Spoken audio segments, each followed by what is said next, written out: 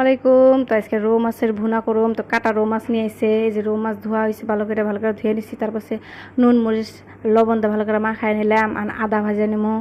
এই যে কড়াই একটা দিয়ে নিলাম, মানে অল্প তেল দিয়ে নিমো। কড়াই গরম হয়েছে, মানে একটা করে মাছ ভাজা নিম ভালো করে অল্প অল্প করে দিয়ে।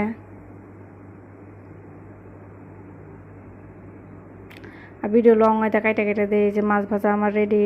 আর যেটুক মাছ ভাজা ছিল ওটুক দিয়ে নিলাম। এই যে দেখেন মাছ ভাজা রেডি হয়ে গেছে গা। এখন মাছ কষামো। তো তারপর আর একটা কড়াই দিয়ে নিলাম, মানে কড়াই গরম হয়েছে, অল্প তেল দিয়ে নিমো। এই দেখেন পেঁয়াজ মরিচ টমেটো ধনিয়া আর রসুন কাটা রাখছিলাম। রসুন একটা নিয়েছিলাম, তাহলে কাটে রাখছিলাম। তখন একটা টাকা দিয়ে নিলাম, পেঁয়াজ দিয়ে নিলাম। পেঁয়াজ মিক্স করে নিমো ভালো করে লাইরে ছেড়ে দিয়া। আর আদা পেঁয়াজ হয়েছে এই যে দেখেন। এখন মরিচগুলো দিয়ে নিলাম। আর মরিচ অল্প লাইরে ছেড়ে মরিচ ভাজা হয়েছে, এখন রসুনটা দিয়ে নিলাম।